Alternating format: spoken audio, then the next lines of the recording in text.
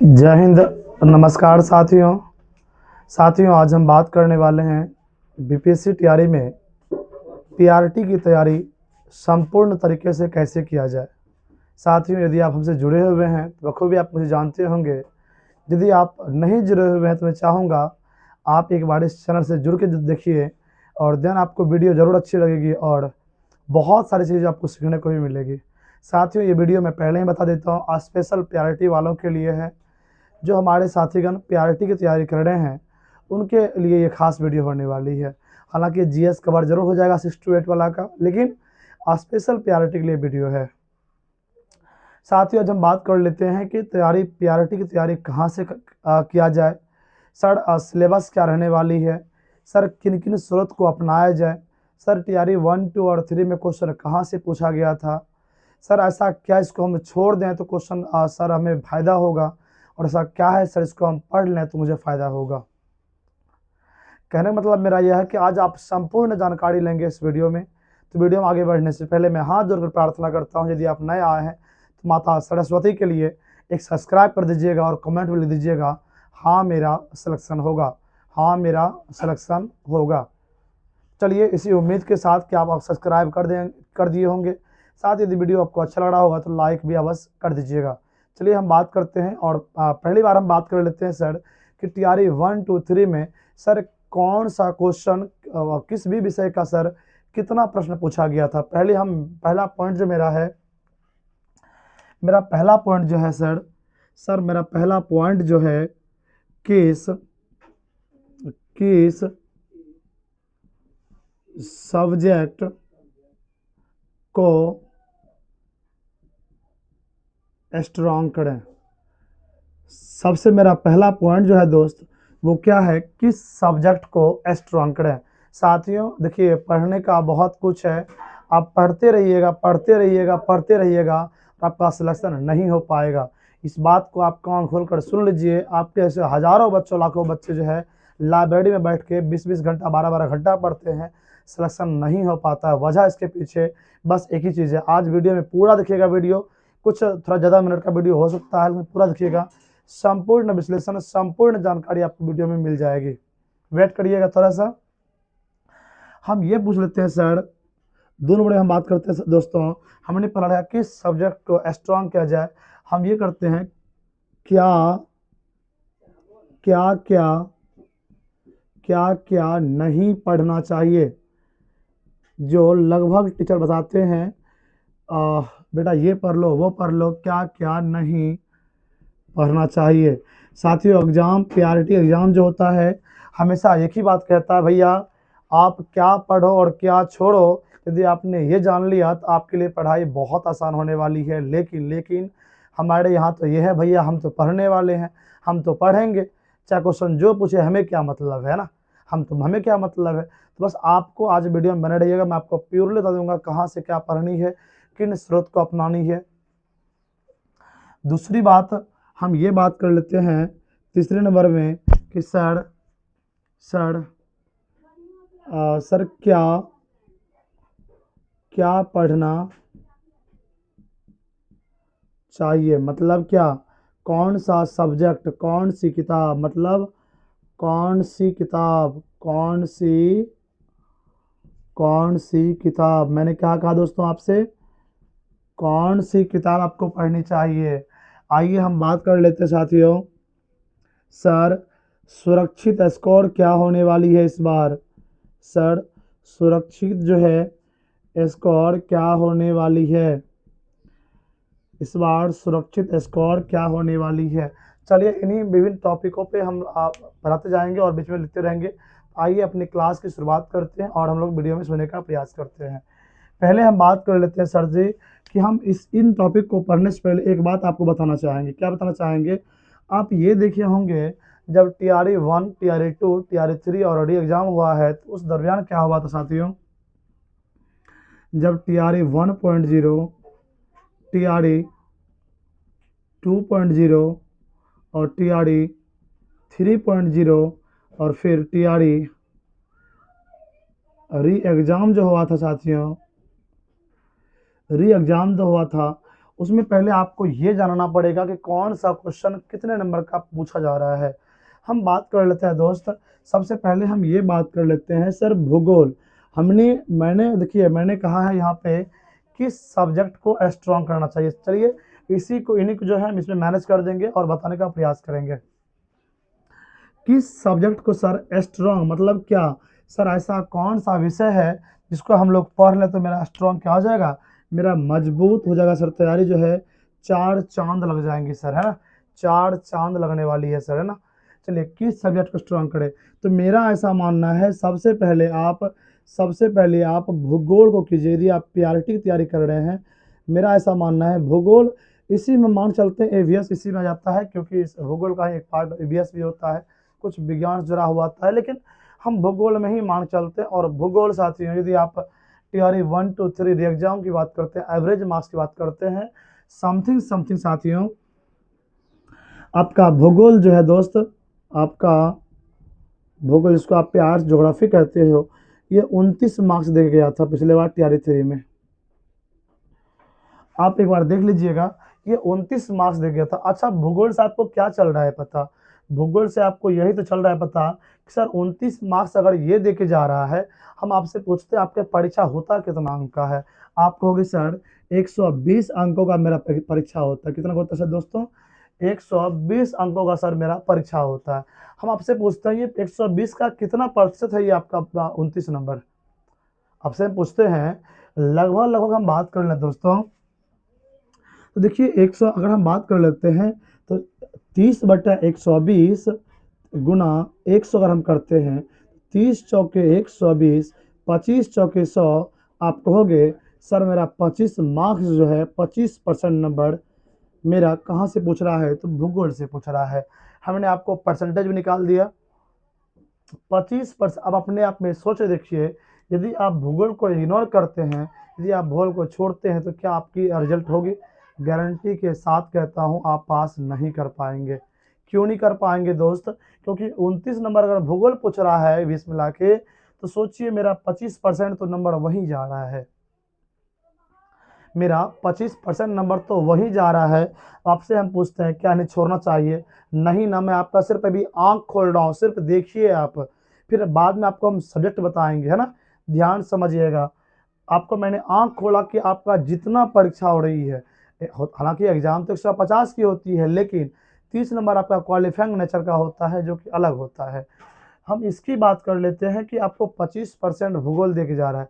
आइए अब हम बात किसकी कर लेते हैं, अब ये पहला नंबर मैं रखता हूँ भूगोल को, फिर दूसरा नंबर कौन रखते हैं सर, दूसरा नंबर रखते हैं मैथ और रीजनिंग को। मैंने क्या कहा आपसे साथियों, मैंने आपसे यही तो कहा कि मैंने दूसरा नंबर किसको रखा, गणित गणित और रीजनिंग।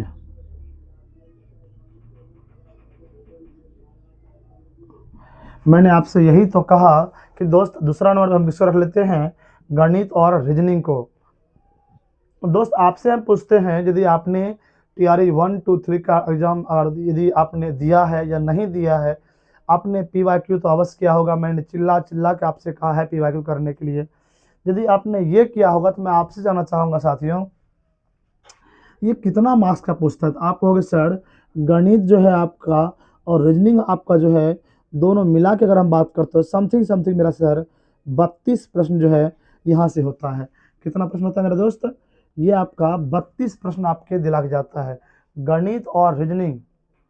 अब आप एक बात अपने आप से खुद से बोल के देखिए, खुद से सोच के देखिए, यदि आप सिर्फ गणित और रीजनिंग पढ़ते, जो कि एकदम नंबर उठाने वाला विषय होता है, नंबर उठाने वाला विषय होता है, ये आराम से आप इसको कर लेंगे। गणित और रीजनिंग आपका 32 मार्क्स का होता है, क्योंकि भूगोल आपका लगभग 29 मार्क्स का होता है। यदि हम दोनों को मिक्सिंग कर दें, दोनों को मिला दें, तो मेरा यही 3 विषय से यानी कि भूगोल, मैथ और रीजनिंग मिला के मेरा साथियों लगभग मेरा 61 नंबर के आसपास पूछता है।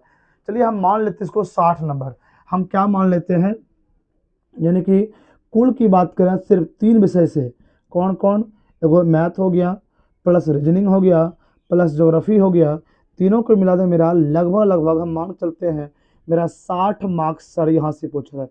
अब आपको हम पूछते हैं, आप मुझे बता दीजिए, यदि आपका 120 नंबर का परीक्षा हो रहा है और उसमें एक 60 नंबर आपको सिर्फ 3 विषय से मिल रहा है, बताइए मुझे कितना परसेंट नंबर आपको मिल रहा है, कितना परसेंट नंबर आपको मिल रहा है? तो आप मुझे बताओगे सर 50% नंबर मेरा सिर्फ 3 विषय ले रहा है।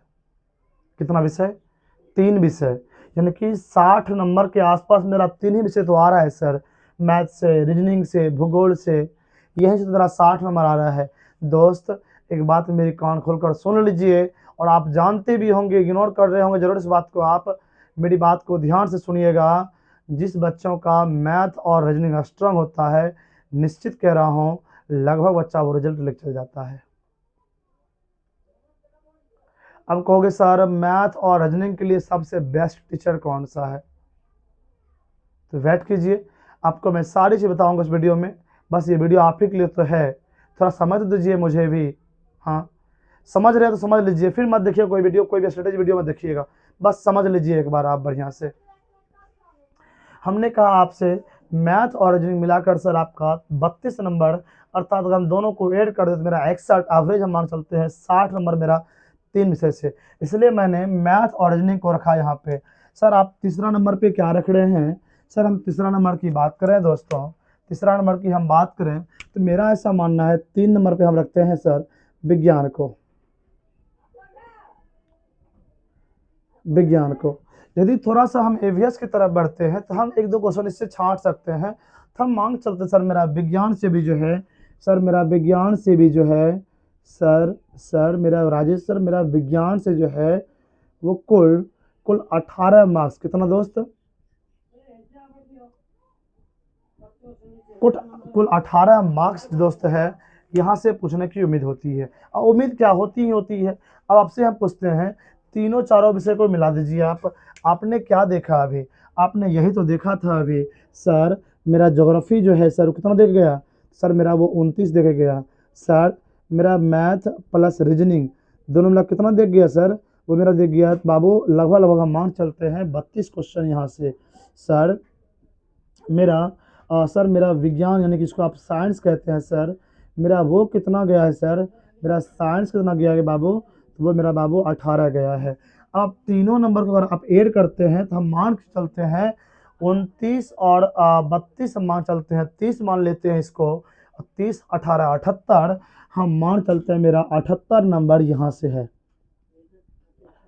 मेरा 78 नंबर सर सिर्फ 4 विषय को पढ़ने से ही हो जा रहा है, भूगोल, मैथ, रीजनिंग और विज्ञान को पढ़ने से मेरा 78 नंबर आ रहा है। अब हम बात कर लेते हैं सर मेरा चौथा जो विषय है भूगोल, मैथ, रीजनिंग तो मान लेते हैं एक ही में, विज्ञान अलग कर देते हैं। सर 4 नंबर में किसको आप रखेंगे? तो बाबू आपको हम कहेंगे इतिहास रखने का।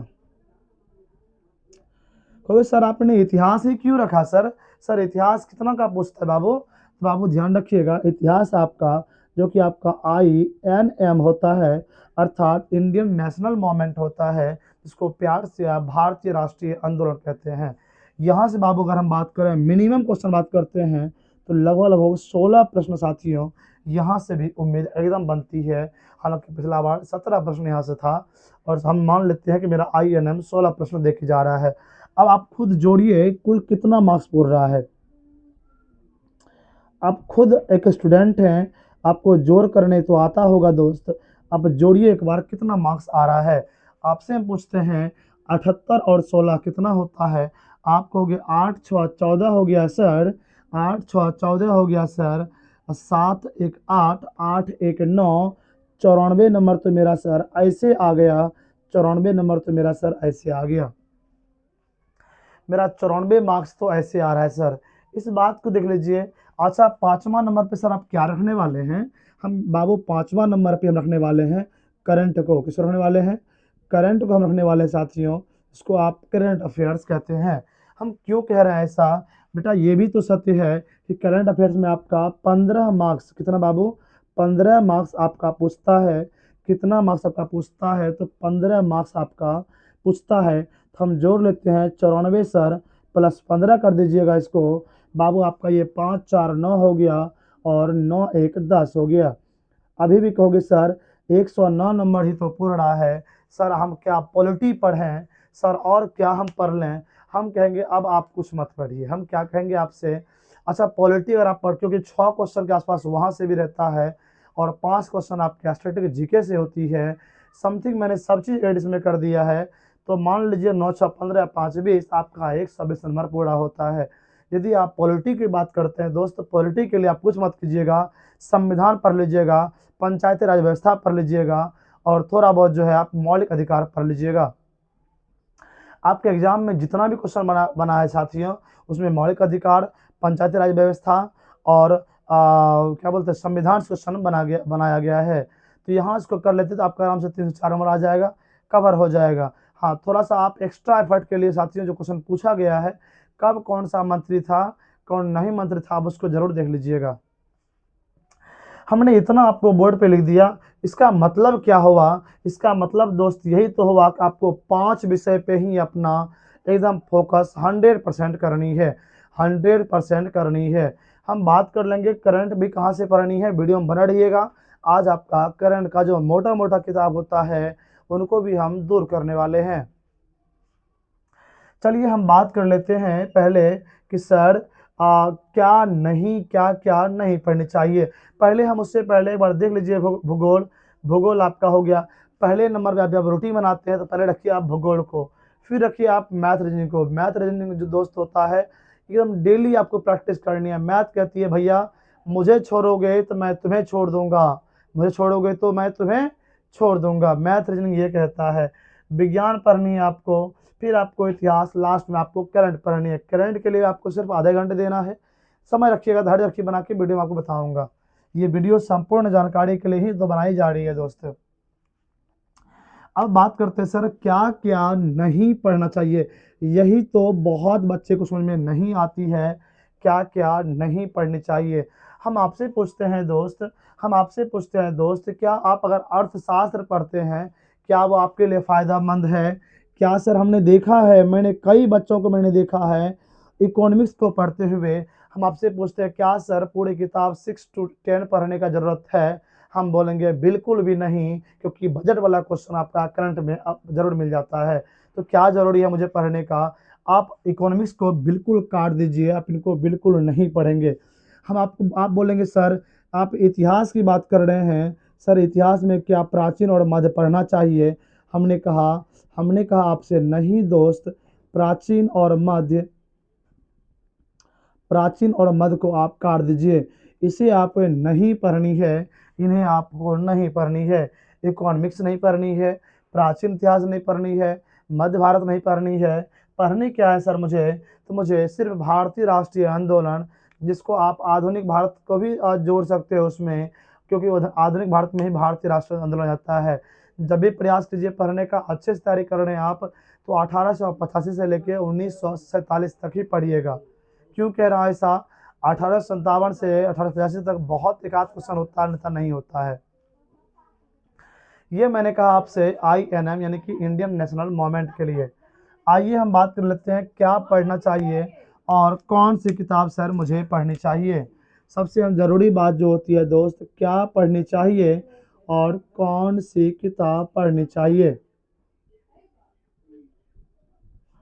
अच्छा आगे बढ़ने से मैं चाहूँगा ईमानदारी से अपने सिलेक्शन के लिए माँ सरस्वती के लिए एक सब्सक्राइब, अगर नहीं आए हैं तो सब्सक्राइब अवश्य कर दीजिएगा। आपका कुछ नहीं जाएगा, माँ सरस्वती आशीर्वाद देंगे और आपका एकदम आपका विजय होगा। आप सिलेक्शन लेके अपने बाप माँ का सपना को पूरा करिएगा। चलिए हम बात कर लेते हैं, हमने कहा आपसे क्या छोड़ना चाहिए। इकोनॉमी से आप मत पढ़िए, इतिहास में आप प्राचीन भारत और मध्य भारत को नहीं पढ़िएगा। तो क्या पढ़िएगा? भूगोल पढ़िएगा, मैथ, रीजनिंग, विज्ञान, इतिहास और करंट। मैंने आपको एकदम डाटा बाय डाटा मैंने लिखा दिया कि सर कहाँ से कितना क्वेश्चन पूछता है और मुझे क्या नहीं पढ़नी है। अच्छा हम बात कर लेते हैं सर कौन सी बुक मुझे पढ़नी चाहिए। आपका बहुत कमेंट था कि सर सबसे बेस्ट बुक कौन सा है, मुझे वो बता दीजिए। पर देखिए अभी तक जितने भी एग्जाम हुई है, खासकर BPSC की, तो हम बात कर लेते हैं सभी में आपका स्रोत जो है वो SCERT, देन आपका NCERT। अच्छा आप मुझे पूछोगे सर मुझे आपके अनुसार क्या पढ़ना चाहिए। मैं जो दे रहा हूँ सलाह, मेरी बात यदि आप मानते हो बाबू, तो ध्यान से रखिएगा कि ये एनसीईआरटी एससीईआरटी तो होगा ही होगा, इसके अलावा और क्या सर सिर्फ एनसीईआरटी एससीईआरटी से रिजल्ट बनने की उम्मीद है। इस बार जो कटअप जाएगी सर, आपको बताएंगे लास्ट टाइम की सुरक्षित स्कोर भी क्या है, आपको वो भी बताने का प्रयास करेंगे। एकदम धैर्य से वीडियो देखिए, ये लास्ट वीडियो होगी आपकी। इसके बाद सिर्फ आपको पढ़नी है और सिर्फ पढ़नी है बस। हमने आपसे कहा कि बाबू क्या करेंगे आप, कौन सी किताब, हमने आपसे यही तो कहा कि आप सिर्फ एनसीईआरटी और एससीईआरटी,